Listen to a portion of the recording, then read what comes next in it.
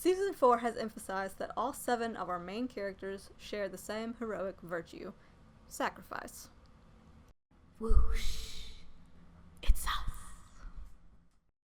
In Season 4, Keith shocked the fanbase by leaving Team Voltron and then nearly sacrificing himself in the finale. While his actions have been viewed as suicidal by some, I don't really think so. Keith has been established as someone who believes in putting the good of the mission above the good of an individual. This is demonstrated both in Season 1, Episode 11, and then in Season 4, Episode 1. He is not a suicidal person, no more than Shiro, Allura, Ulaz, Thais, Regris, or basically anyone involved in this fight. And I know that we all like to joke about Shiro's desire for the sweet release of death, but in all seriousness, Shiro wants nothing more than to live and to ensure that everyone else makes it as well. In fact, we've seen each one of our main characters demonstrate selflessness in their own way. For Keith, this means removing himself from the equation, like Quora in Tron Legacy. Sacrifice for him comes down to logic. Much like Spock in The Wrath of Khan, the needs of the many outweigh the needs of the few, or the one. For the greater good, Keith will lay aside his own wants and even his own life. He has also demonstrated that if necessary, then others must do the same as well. Allura has a lot of similarities with Keith. In Collection and Extraction, she saved Shiro's life over her own because she knew that they would not be able to form Voltron without him.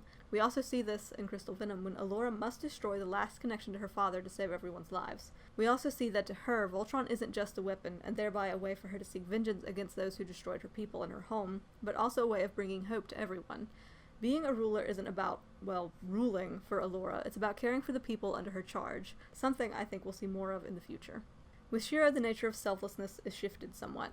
As I've pointed out in my analysis of each of their leadership styles, Shiro is a softer and more emotional leader, and that is reflected in every facet of his personality. When I say emotional, I don't mean it in the sense of emotional expression, I mean it more in the sense of making decisions based on his feelings and the fact that he connects with people very easily, and also because his sense of right and wrong is deeply rooted in his emotions. For him, innocence and good must be protected, even at the cost of his own life. Interestingly, though, this is where he and Keith diverge very strongly. Shiro is only willing to sacrifice himself, whereas Keith believes that everyone should be willing to sacrifice their desires, and even themselves, for the greater good.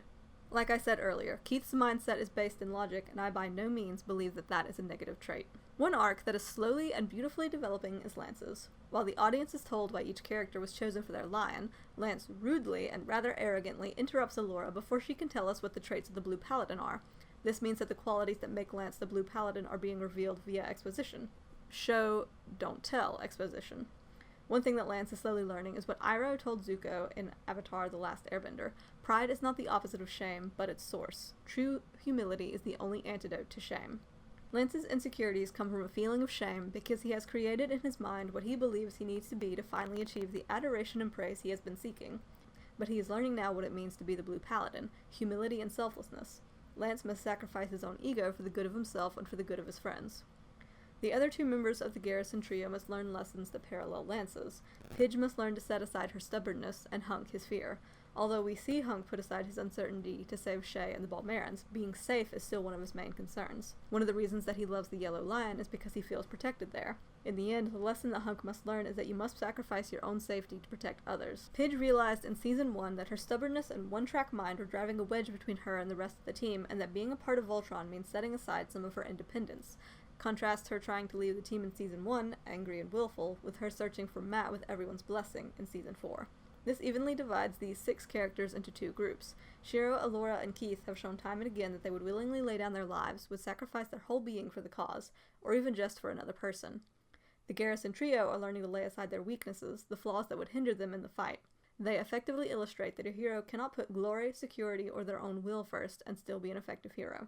So, yeah, this video started out as a response to the claim that Keith is suicidal and ended up becoming a short analysis of how often these characters demonstrate selflessness, each of them in a different way. I hope you enjoyed this video, and if not, then let me know anyway. Thanks, bye!